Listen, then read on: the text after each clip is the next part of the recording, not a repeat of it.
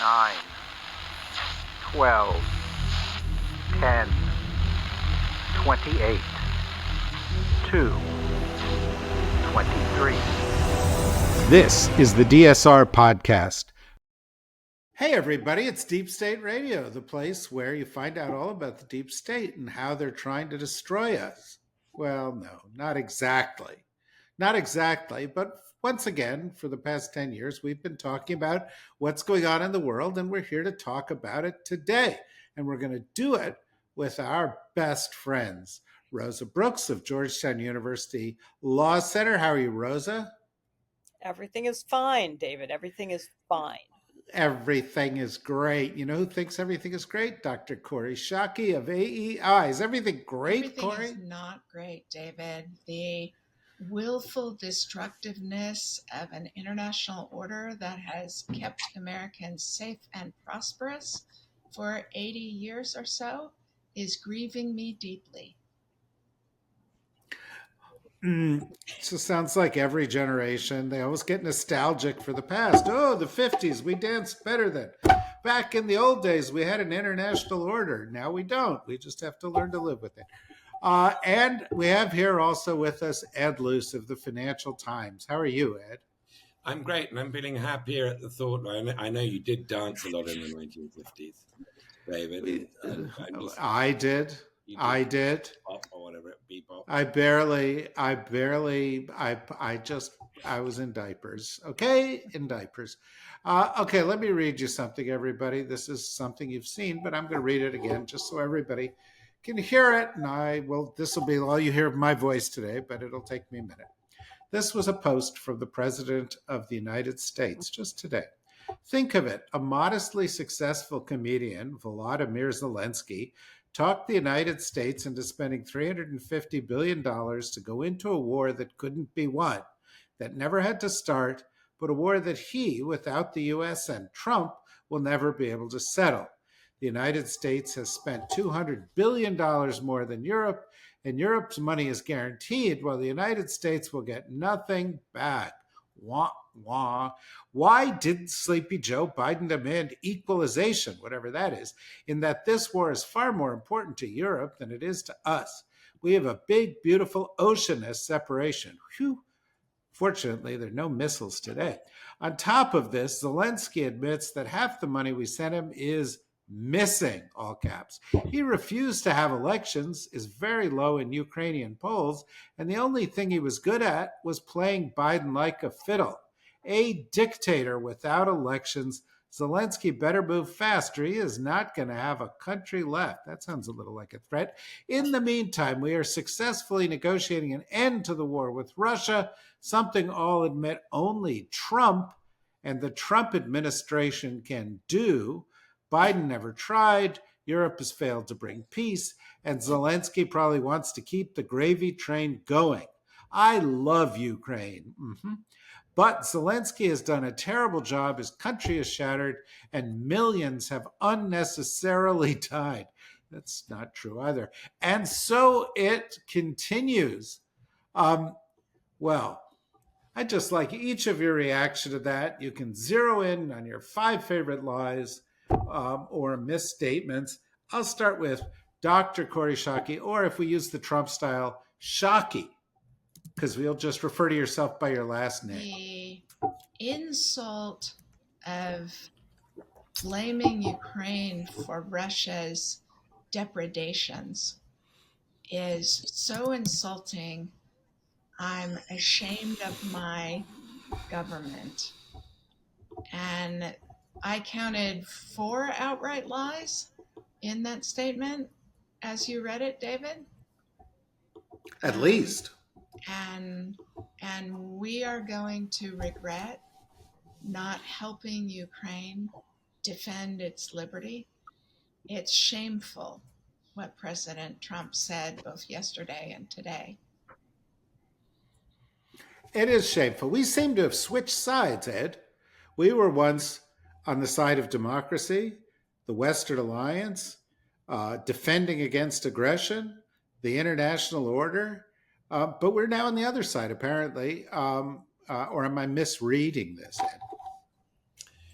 No, you're not. I mean, America is now the enemy of Ukraine. I think it's fair to say, and the ally, at least informally, of Russia, and that's extraordinary. Um, it's the enemy of liberal democracy in Europe. It's the enemy of liberal democracy in America.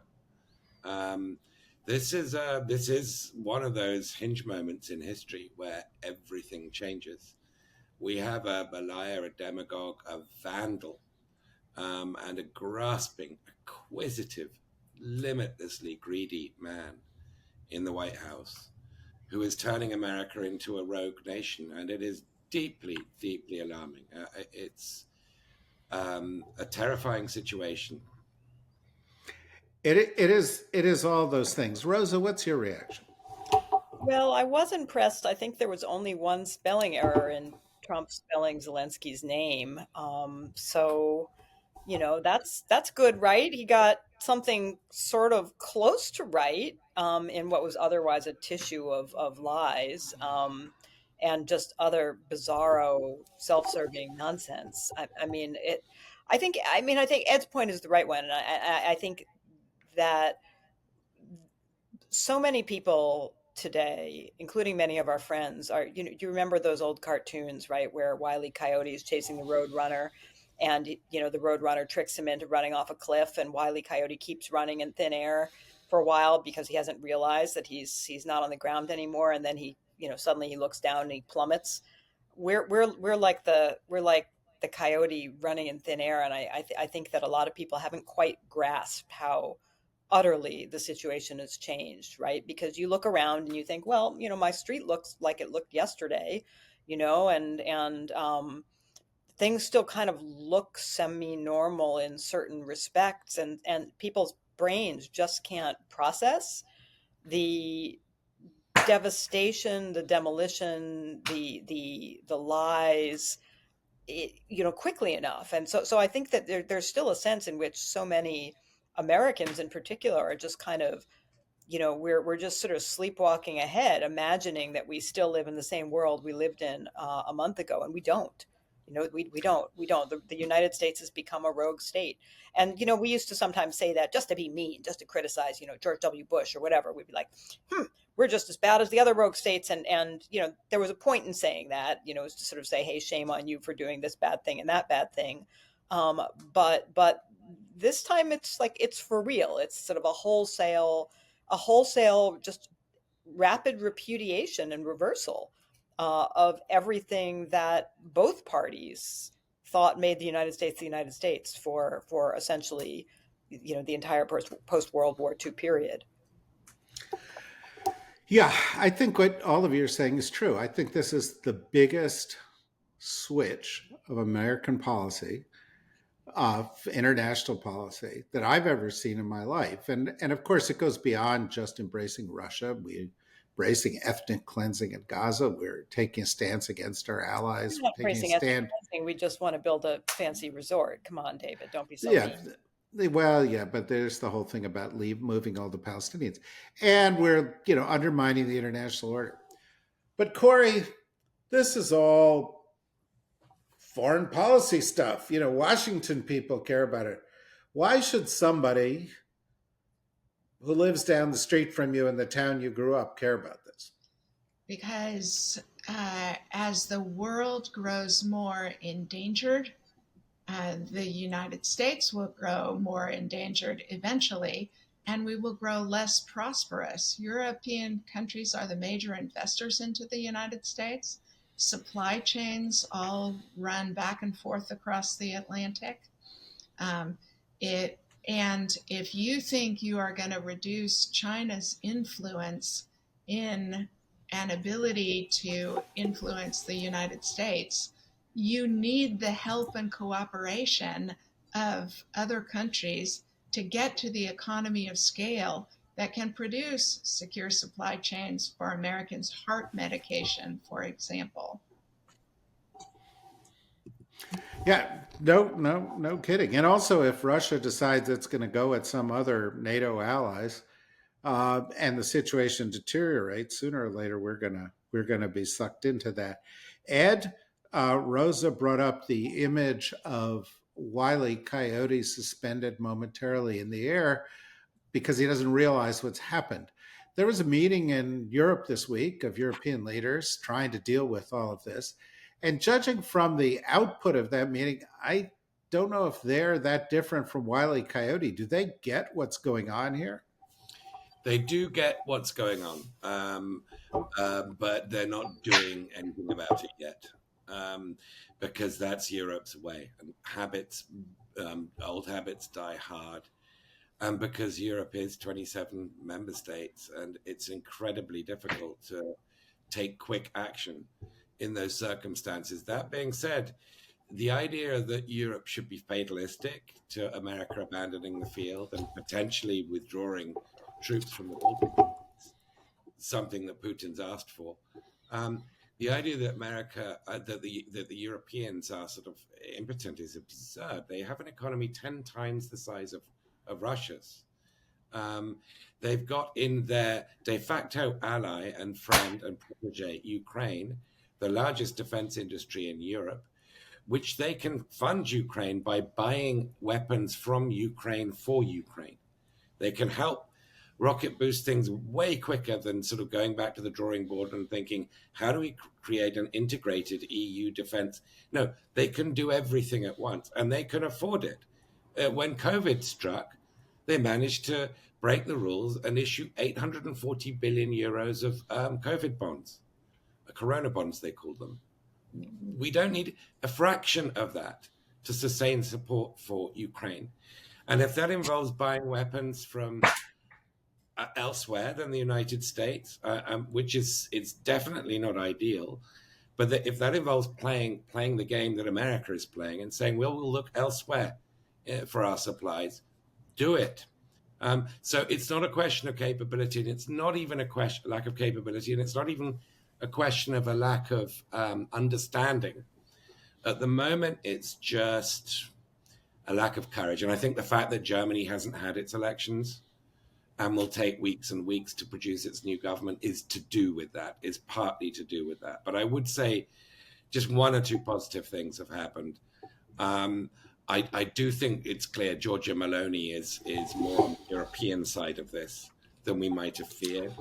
And I do think Keir Starmer is beginning to find, little bits of his spine, not all of it, but, at least some sense of urgency about this situation.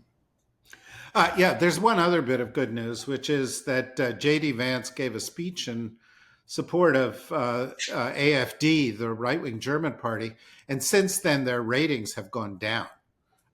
So, being embraced by J.D. Vance's anti-Americanism for the win. Yeah, exactly. Well, there's going to be more of that anti-Americanism to come. Ed and I had a conversation yesterday, Rosa, in which we said, what can Europe do to get their attention? And one of the things we talked about is what he just talked about, which is, well, stop buying U.S. weapons. Start buying your own. Start building your own. Start building them in Ukraine. Get the attention of the defense industry and you'll get Trump's attention back again. You think that could work?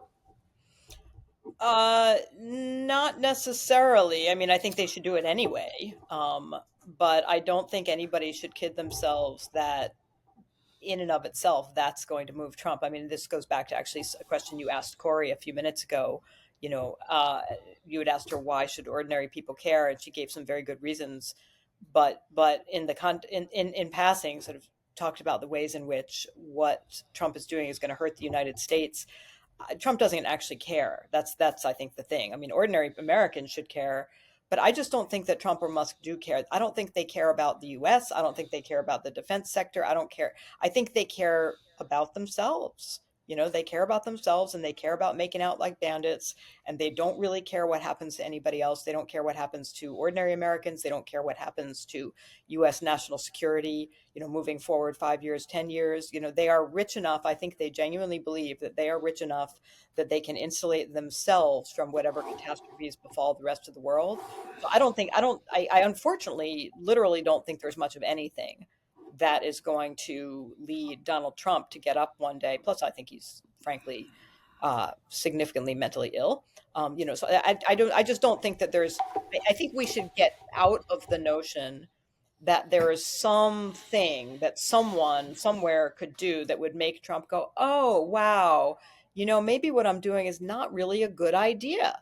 I just don't think that's going to happen ever. Well, I think you're using the wrong frame. This also came out of a conversation that I had yesterday, and I'm cribbing it all from Ed. But the reality is, most people who lead countries, lead the United States, at least ostensibly have the long-term interest of the United States as their objective. But these guys are approaching this like corporate raiders who come in and 100%. sell off a country for its parts, and then 100%. get out before the damage is done. Yep. And Trump is a narcissist. He'll be dead soon. He cares about what he can get now, can maximize his profit, and that's what he's doing. Now, I mean, Kori, if I were the which suggests perhaps the one and only thing that would work with Donald Trump would be, frankly, outright bribes, right? If the next 5 world's richest people after old Elon, right, went to him and said, Donald, we're going to give you $100 billion, but you've got to stop being president and go away. I think he'd go, sure, no problem. But that's literally, I think, short of outright massive bribing, I cannot think of a single thing that would change Trump's minds for exactly what you just said. I got to tell you, now that is a television show, The Great Bribe Off, where we have these sides line up and each one tries to bribe Trump, and the negotiation will be fabulous. Kori, we were talking earlier about the nostalgia for the international order. Do you remember back a few years ago when Marco Rubio was seen as kind of a sensible, foreign policy interested member of the Senate who was taking this stuff seriously? This week he went off to, and he was a Russia hawk. And this week he went off to Saudi Arabia, had a meeting with the Russians, and came out of it saying, not sort of cautious, sensible stuff, but hey, we could do great deals with the Russians. And when I heard him say it, not only did I say, well, this guy's a complete sellout, but it seemed to me that he's teeing something up. Like not too long from now, and Trump's statement sort of suggests this to me, we're going to have sanctions being lifted. We're going to start doing economic stuff that's actually going to buoy Putin and Russia at a time when they're in great jeopardy. Do you think that's right or no? I do. I share that worry, David. And actually was just thinking as you were talking, if I were advising a European government, I would advise them to refuse to participate in the G8 if Trump invites Russia back. Yes. And I think, if Rosa's strategy is bribery, my strategy is deny the president the oxygen of coverage and participation. So, when he says the AP can't be in the White House press pool, it's actually disgraceful that anybody else showed up for the White House press pool. And the right answer is, when Trump makes an authoritarian move, refuse participation, because that he is acting as though he can deliver the power, prestige, good faith, and credit of the United States in multilateral arena. And proving that's not true would be my preferred strategy of undercutting what the president's trying to do. Good strategy. I like strategies that are strong strategies. Democrats are like responding to what they see by saying, oh my gosh, the Trump administration is planning to raise bank fees. And I'm going, wait a minute. They're like cutting Article 1 and Article 3 out of the Constitution and getting to the side of Russia, and we're worried about bank fees?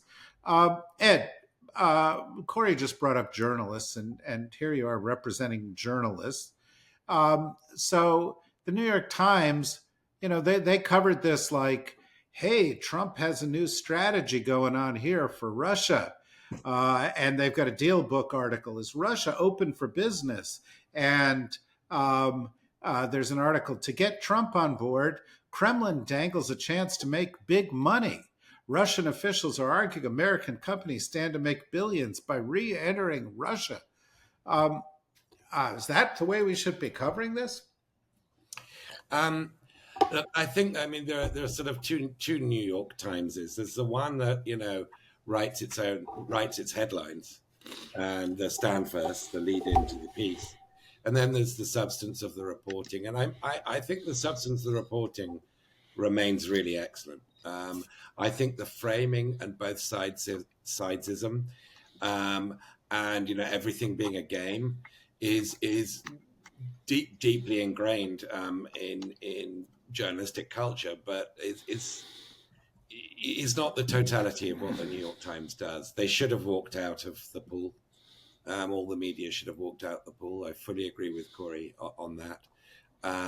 And they should have deprived Trump of the oxygen, that he gets from having reporters in the mainstream media, which he values, from covering him the whole time. But I'm not one of those people who thinks that Trump is president because the New York Times hasn't been harsh enough on him. I just think that's a red herring. And I think that's a sort of intra-liberal fight it doesn't really get us anywhere. And I think the New York Times is reporting, by and large, they do report a lot of good stuff. Not as much good stuff as the Financial Times does. But and then the substance of that question, apologies, about dangling money. Well, Marco Rubio just could not wait to get to that point. The moment we get all this stuff out of the way, we can make lots of money. And I don't know if I've ever seen somebody so owned, so much turned into the White House pet, as Marco Rubio, so quickly, as he has been performing as Secretary of State. It is pathetic to watch somebody who thought the opposite.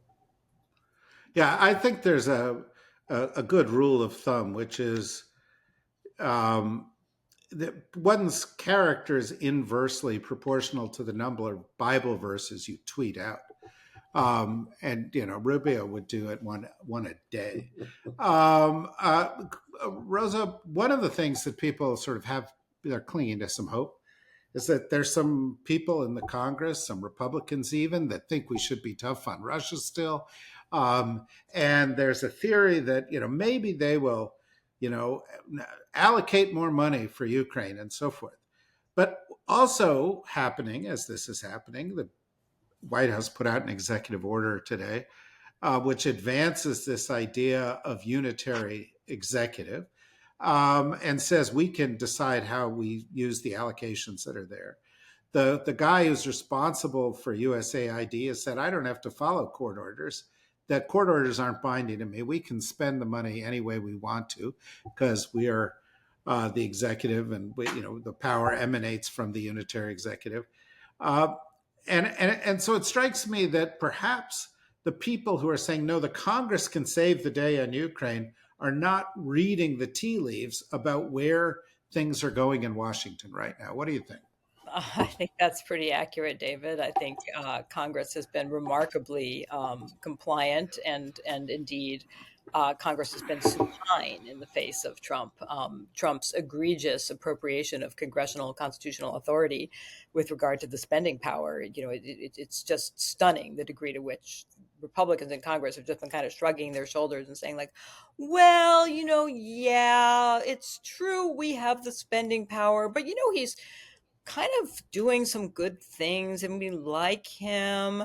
So they're not challenging this, and I don't see any reason. I don't see any immediate reason for that to change. This is one area where I don't think it's impossible that pressure could eventually be brought to bear on Trump by bringing, so looping back again to your very first question to Kori, why should ordinary Americans care about this? Even leaving aside, why should ordinary Americans understand that this is an international order that's kept them safe, that's now being blown up by Trump? There are all sorts of ways, large and small, in which what Trump is doing is going to actually be quite devastating for ordinary Americans, including and especially many who made up his own voting base. The impact of cuts and potentially closure of some federal departments, Department of Education, et cetera, is actually going to fall most heavily on many of the working class voters who were Trump supporters. We're already seeing, obviously, you fire a lot of people at the FAA. We're going to have more airline disasters. You fire people from the National Park Service. We're seeing, increasing lines. People can't get into national parks. Americans like national parks. Across the board, whether it's food safety.